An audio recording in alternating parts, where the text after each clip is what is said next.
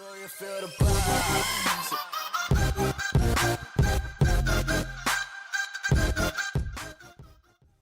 What's up, YouTube? It's Carolina Calvin coming back to you with another video.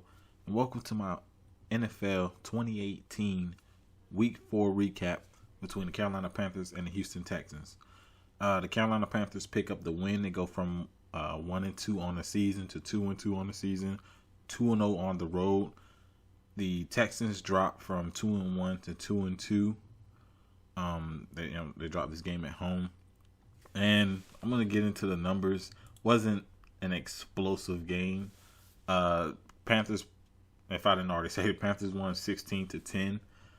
Starting with Houston, Deshaun Watson, 21 of 33, 160 yards, no touchdowns, no picks. He had the fumble, which was a critical fumble because they were still in the game. They had a chance to. They had the ball. They were driving. They needed a touchdown to take to tie the game. Of course, the extra point to take the lead. So Eric Reed comes in on safety blitz, strips him, and turns it over. They have no more timeouts, and the Panthers pretty much burn out the rest of the time. So it was a very big fumble that Deshaun Watson had, and I think he was sacked 6 times in this game. It kind of illustrates one of his greatest assets, but also his greatest weakness in his game is kind of playing the sandlot, hero ball, so to speak, football.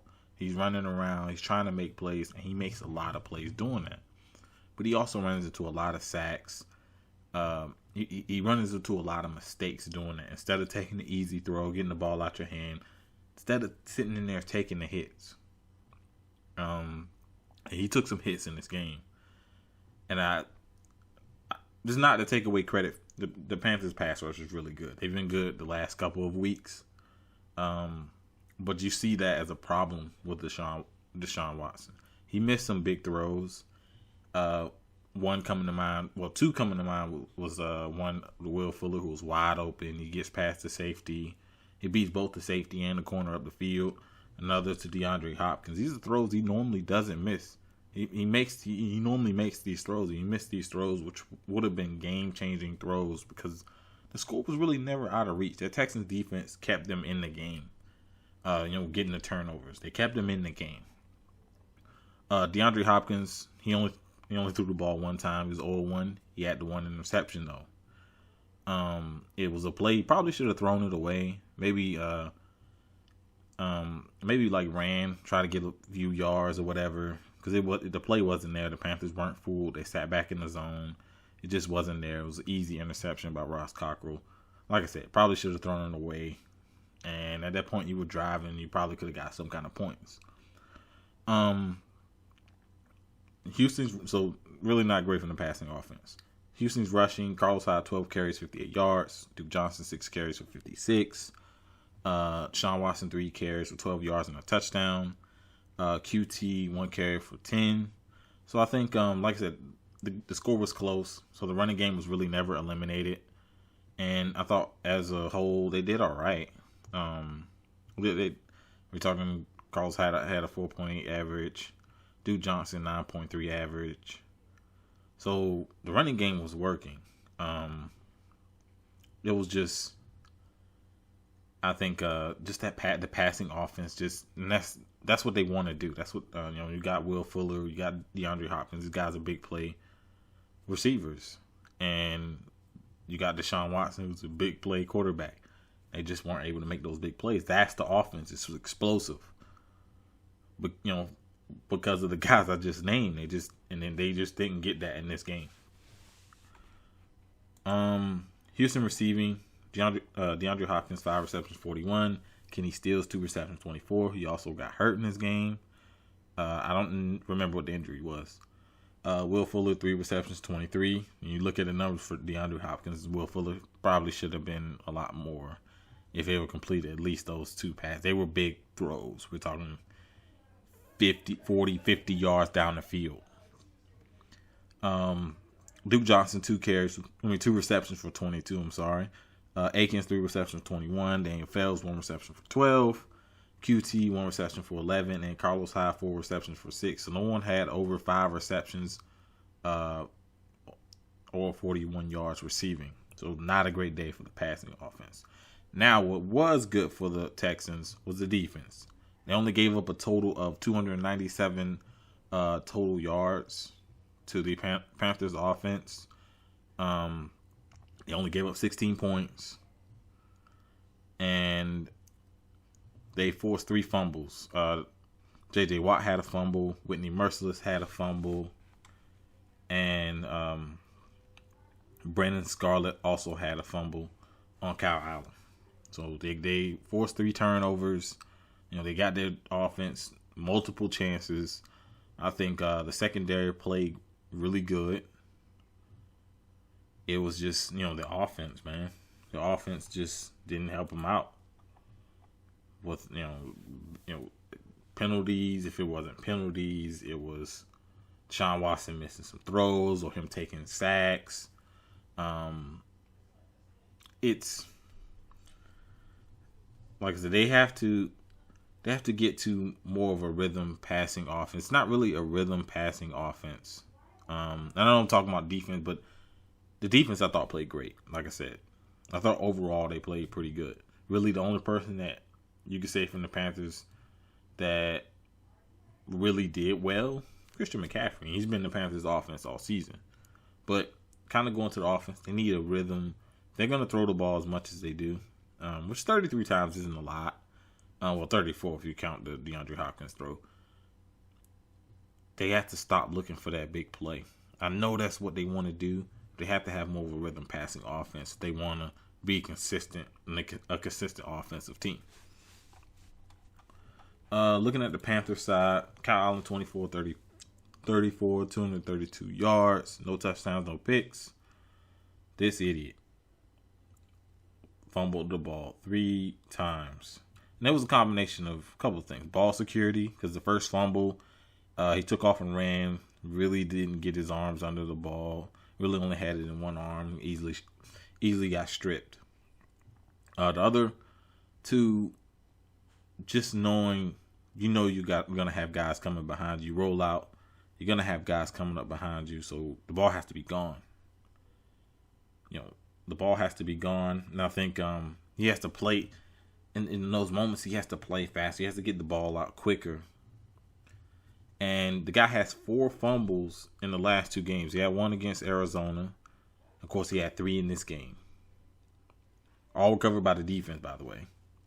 So, he has to, and, the schedule doesn't get any easier. He's going to have to, cause he's going to be the guy who's going to start for the foreseeable future. Cam's had, big injury or whatever. Kyle Allen's going to have to be the guy, and ball security is going to have to be important. Especially once you start playing the better offenses. Like I said, Houston has a good offense. Thought the defense stepped up. But things don't always go your way. So these mistakes, you gotta limit those. Ball security is one of them. Getting the ball out quick. You have to know. You have to have that internal clock as a quarterback. Rushing, Christian McCaffrey, 27 carries, 93 yards. Curtis Samuel only carried it for 1 yard. Carolina receiving, Christian McCaffrey, 10 receptions, 86. Told this guy the whole offense, man. Jarius Wright, 5 receptions, 59. DJ Moore, 3 receptions, 44.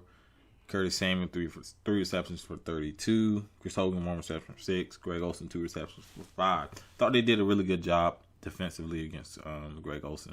Now, there were some plays where one in particular where Kyle Allen missed him coming across the middle of the field. Defensively, yet again, the pass rush really showed up today. I thought the secondary played pretty good. There were some miscues by Deshaun Watson. And the pressure forced him into some errant throws. Obviously, he didn't throw any interceptions, but there were some throws where the ball sailed on him, and there was a lot of it because of pressure. Shaq Thompson, he's becoming one of the better defenders on the team. And I think this whole, changing around defensive line, getting some youth on the defensive line, this has helped out the Panthers a lot. They had 6 sacks in this game. They had 8 sacks against the Cardinals. So in the last 2 games, they had 14 sacks. I believe they lead the league in sacks. I have to look up that number, but I believe they lead the league in sacks. Let's see. Elliott, he had half a sack. Bruce Irvin had a sack. Brian Burns had a half a sack. Shaq Thompson had a sack. And Vernon Butler had a sack. Am I missing anyone? Oh, yeah, I'm sorry. Mario Addison had 2 sacks. So he's had, in the last 2 games, he had 5 sacks. See, once you get some depth, it allows guys like Mario Addison to get that rest. Allow him to play to his strength. You know, what he was early in his career in Carolina, he was a pass rush specialist. You bring him in there on passing downs, he'd go after the quarterback. He didn't have to play every down. I think that was the problem last year, where the Panthers didn't have a lot of depth. They didn't mix it up because, you know, last year the Panthers were more of a 43. Now it's more of a hybrid thing. You know, sometimes Mario Addison will be standing up at that outside linebacker. Sometimes he has his hand in the dirt as a 4-3 defensive end. And I think they're mixing it up. You know, they're bringing linebacker blitzes, and when they need to, when they do bring 4 guys, 3, 4 guys, mostly 4. They mostly bring 4. When they do bring 4 guys, these last couple of weeks they've been able to get after the quarterback. So definitely a credit to them. Eric Reed had the massive play, which pretty much sealed the game for the Panthers. We came off a safety blitz, and he strips Deshaun Watson, allowing the Panthers to recover. Pretty much allowing them to burn out the time. Houston had no more timeouts at that time. When I can't remember the exact time, but Houston had no more timeouts.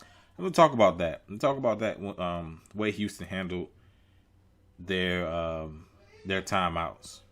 One was, because I believe at the time they had 2 timeouts when he challenged Bill O'Brien challenges this, and he challenges the Christian McCaffrey throw, which was a great catch. He literally tips it to himself and dives on it and slides for the first down. He challenges this, and it's a bad challenge. The commentators didn't say that, but to me, I'm like, why is he challenging that? He dude clearly has his hands on the ball. But he challenges this, and he obviously loses the timeout. Another one where there was confusion or whatever, has to burn the timeout. So I guess they switched coaches that day, because that's usually a Ron Rivera thing where they'll miss. Ron Rivera will just bad clock management, wasting timeouts and shit like that. Bill O'Brien was doing that in this game. Looking at both teams, I'll just get to the penalties and time possession. Carolina had 6 penalties for 35. Carolina's the least penalized team in football, so that's definitely a good thing to be, because there are some teams who beat themselves. So Panthers in that regard, now the turnovers, the fumbles or whatever, that's one thing. But like the penalties, Carolina normally doesn't rack up a bunch of penalties. Houston, 7 penalties, 81 yards. So, I mean, yeah, penalties definitely became a factor, because you look at penalties, it's the ones that'll drive killers. You have a nice drive going, then you end up getting a penalty, 1st and long, 2nd and long, stuff like that. Those are the penalties that will kill your drives. And Houston had a few of those where it did kill the drives. Time of possession, relatively close for both, really close for both teams. Carolina 30 minutes, 38 seconds. Houston Texans 29 minutes, 22 seconds. So really close in terms of time of possession. I think the difference here is Panthers, despite the 3 turnovers, were able to capitalize a little bit more in terms of their passing game than the Houston Texans, only having 160 yards passing, only having a total of 264 yards of total offense. That's not good. When we know Deshaun Watson by himself can easily get that 264 yards of total offense. But I think both defenses played great. It was one of those grind games. Whoever made the plays, a few plays on offense, was going to be the team that won the game. And that's essentially what happened.